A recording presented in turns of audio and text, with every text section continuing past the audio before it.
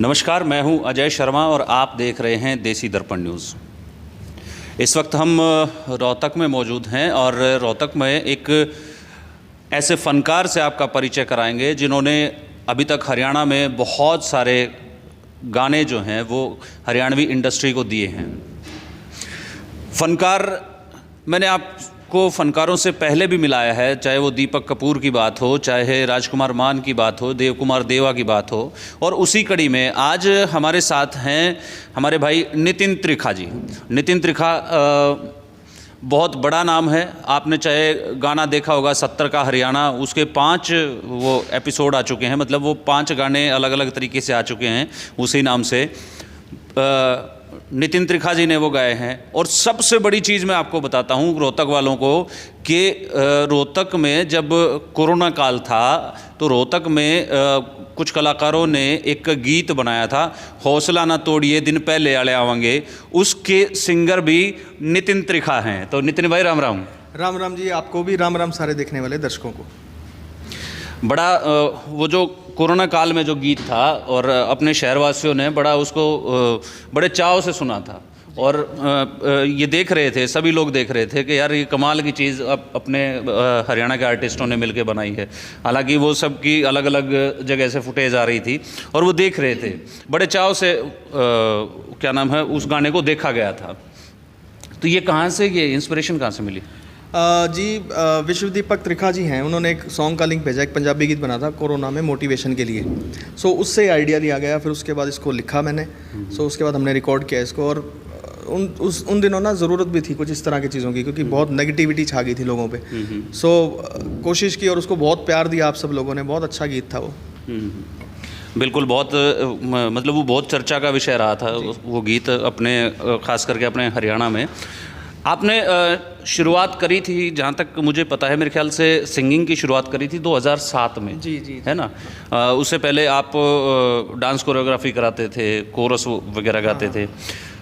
तो ये सिंगर का सपना, मतलब ये इंसिडेंट कैसे हुआ, थोड़ा सा बताओगे? इसको इंसिडेंट कम और एक्सीडेंट ज़्यादा कह लो सर। क्योंकि 2007 में मेरा पहला मेन वोकल में गाना आया था। उससे पहले हम स्टेज कोरस करते थे, स्टूडियो कोरस करते थे। कोरियोग्राफर था मैं बेसिकली। सो गजेंद्र फोगाट जी के साथ एक बार दिल्ली जाना हुआ, उन्होंने बोला प्रोड्यूसर से मिलना है, कोई एल्बम बना रहे थे, मल्टी सिंगर एल्बम। तो हम दिल्ली पहुँचे तो नरेंद्र गुलिया जी से मेरी मुलाकात हुई। सो गजेंद्र भैया ने इंट्रोड्यूस करवाया कि नितिन त्रिखा हैं, अच्छा गाते हैं। तो उन्होंने कुछ सुना तो बोले आपको एक गाना मेरी एल्बम में मैं दूंगा।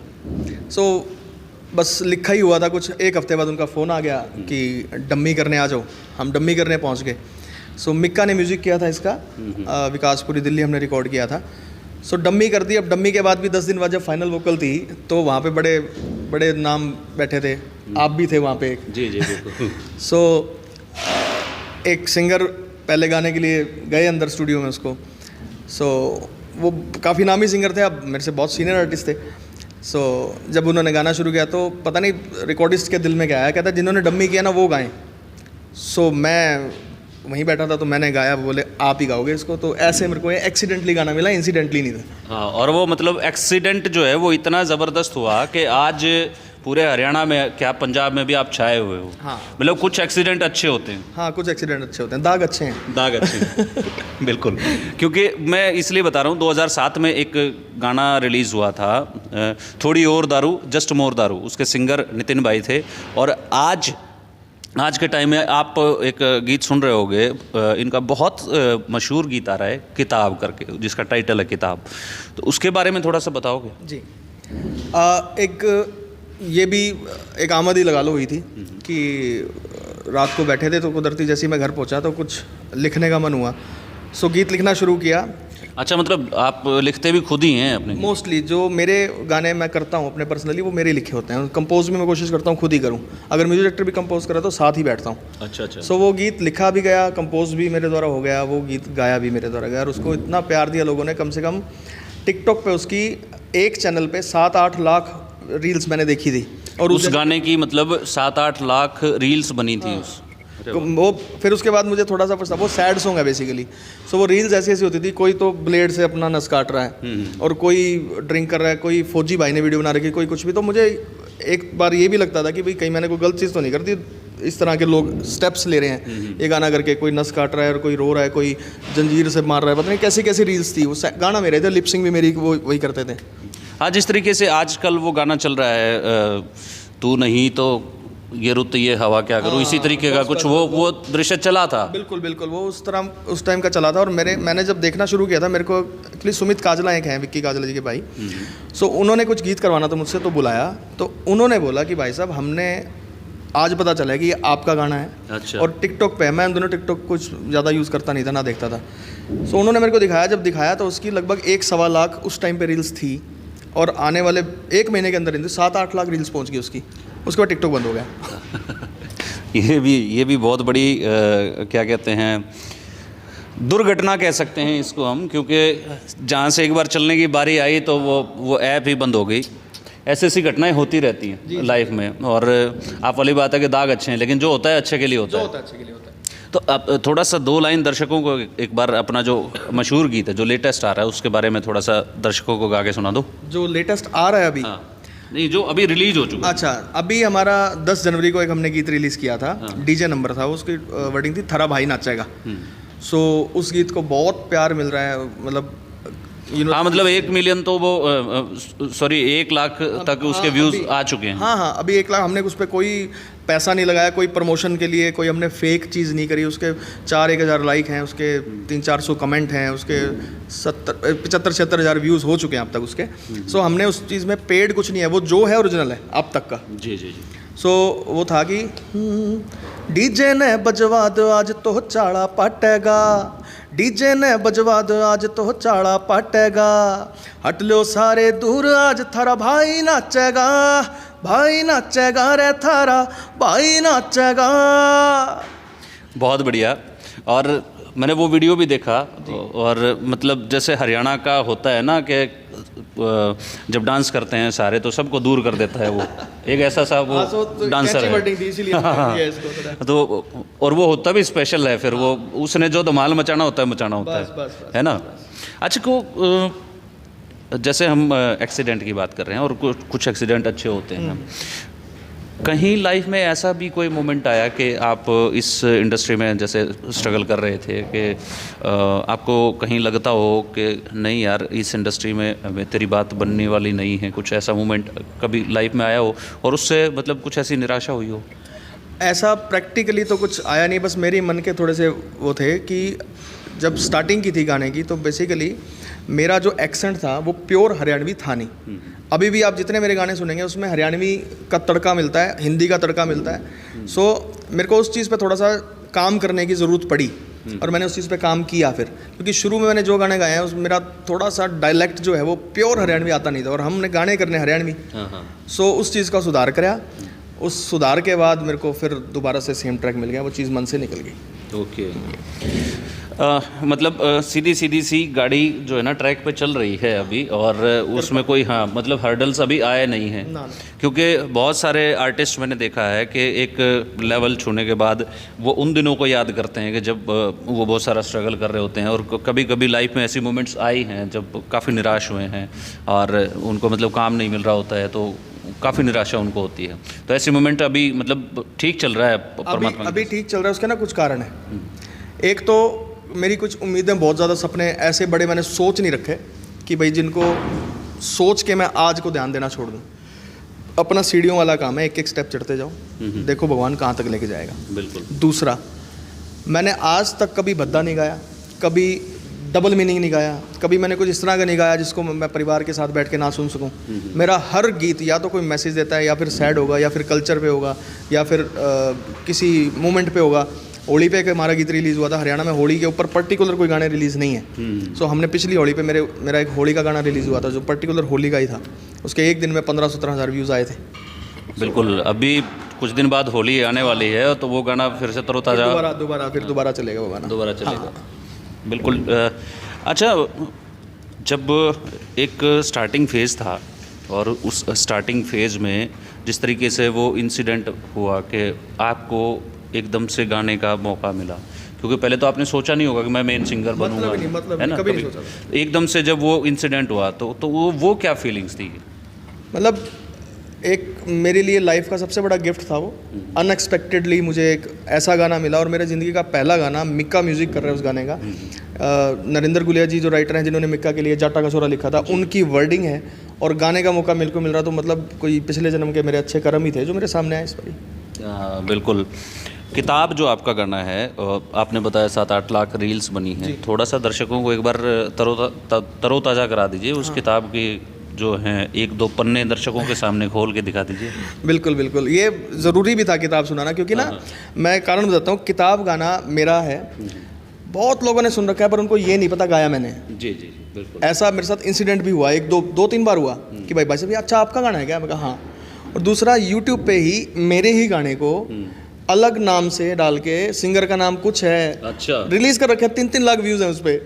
कसम से यूट्यूब पे प्यार की कहानी नाम से किसी बंदे ने डाल रखा है। अच्छा, गाना गाना मेरा है, गाने का टाइटल है प्यार की कहानी, सिंगर कोई काशी, म्यूजिक टूटा दिल, पता नहीं क्या क्या कर रखा है लोगों ने, 3-4 बंदों ने डाल रखा है गाना।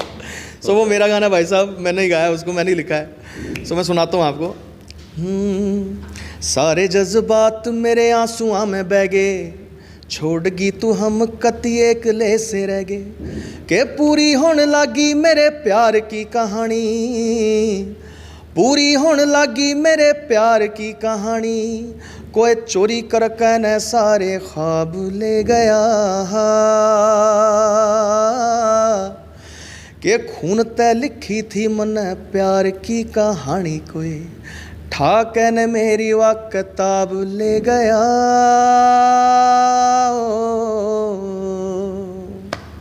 बहुत बढ़िया नितिन भाई, मतलब एकदम से ना वो कहते हैं ना कि सुनने में ही क्या रोंगटे खड़े हो गए।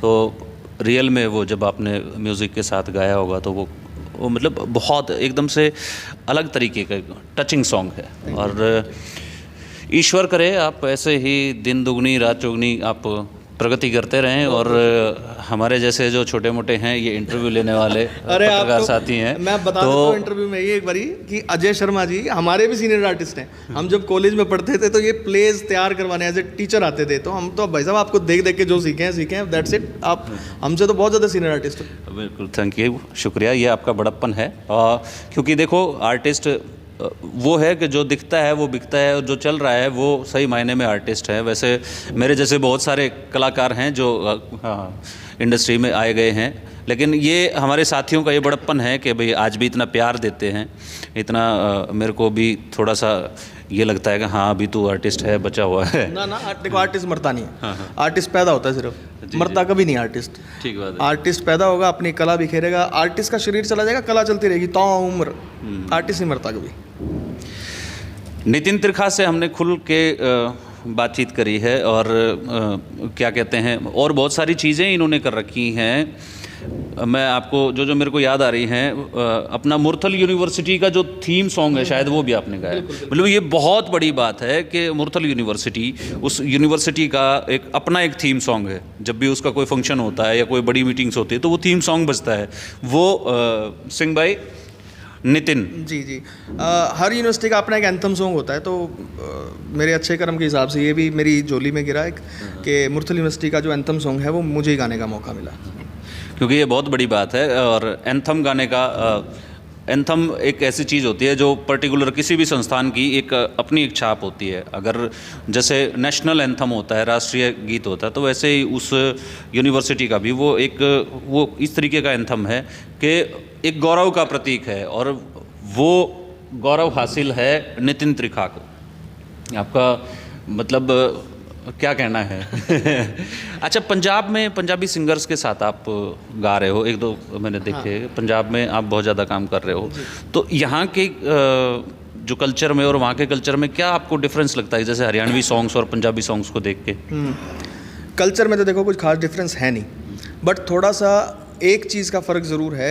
अब वो हरियाणा में ख़त्म होता जा रहा है फ़र्क, जो है कि पंजाबी गाने को इंटरनेशनली बहुत ज़्यादा प्रमोट किया जाता है, क्योंकि विदेशों में जब पंजाब के लोग शोज़, वर्ल्ड टूर्स करते थे, शोज़ करते थे, तब हरियाणा के लोग नहीं करते थे। सो अभी वो ट्रेंड थोड़ा सा चेंज हो रहा है कि अब हरियाणा के आर्टिस्ट भी, बहुत मेरे छोटे भाई, बड़े भाई, कई आर्टिस्ट हरियाणा के बहुत अच्छे अच्छे शोज़ कर रहे हैं, विदेशों में शोज़ कर रहे हैं, बहुत बढ़िया, अच्छा लगता है देख के।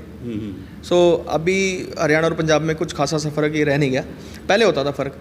अब तो हरियाणा में वीडियोस भी बहुत प्यारी प्यारी बनने लगी, विदेशों में हरियाणवी गाने शूट होने लग गए और विदेशों में हरियाणवी शोज़ होने लग गए। 20-20 दिन के लिए हरियाणवी आर्टिस्ट विदेश में जाके शो कर रहा है अलग अलग जगह पे, और ऑडिटोरियम बुक हैं, वहाँ पे टिकट्स बुक हैं। So proud to be Haryanvi, अच्छी बात है।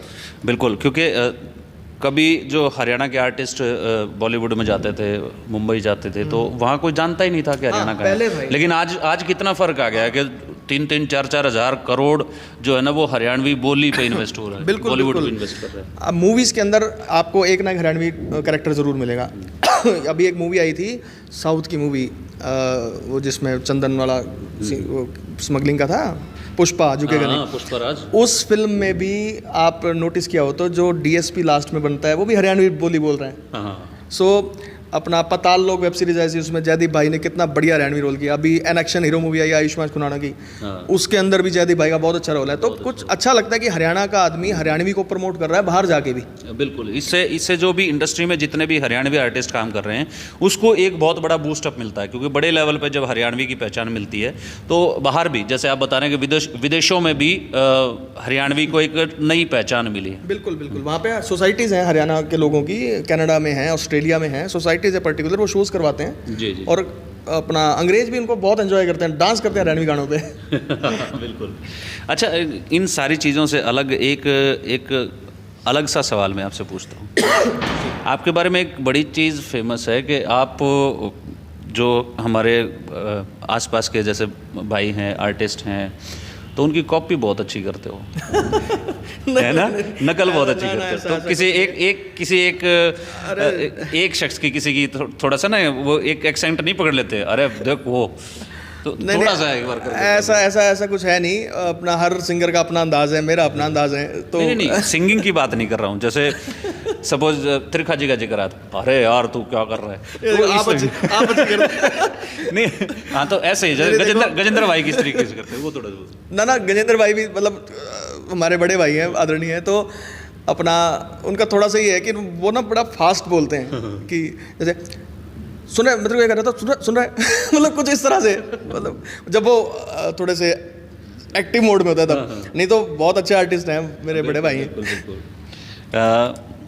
नितिन जी से हमने हर एक विषय पे खुल के हमने बातचीत करी है, और नितिन भाई बहुत जिंदा दिल आर्टिस्ट हैं, बहुत कॉमिक आर्टिस्ट हैं, मतलब एकदम से खुले दिमाग से रहते हैं।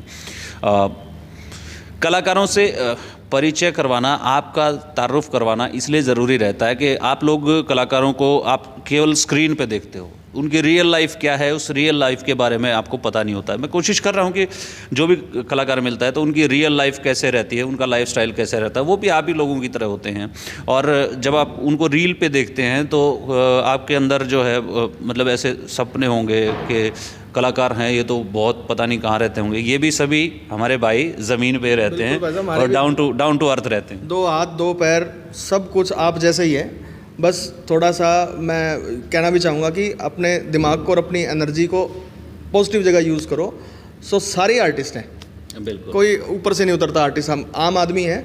बस थोड़ा सा एनर्जी का फ़र्क है, कोई अपनी एनर्जी कहाँ यूज़ कर देता है, कोई कहाँ यूज़ कर देता है, दैट्स इट। आपसे खुल के सारे विषयों पे खुल के आपसे बात करी, आपने समय दिया नितिन भाई, आपका बहुत बहुत धन्यवाद है, बहुत बहुत शुक्रिया है। Thank you so much. तो ये थे नितिन त्रिखा, जिनका अपने किताब गाना सुना है, 70 का हरियाणा गाना सुना है, और इसी तरीके के और भी आर्टिस्ट, जैसे ही मौका मिलेगा समय समय पे और भी आर्टिस्टों को मैं आपसे ज़रूर मिलवाता रहूँगा। आप देखते रहिए देसी दर्पण न्यूज़। तब तक के लिए जय हिंद, जय भारत, जय हरियाणा।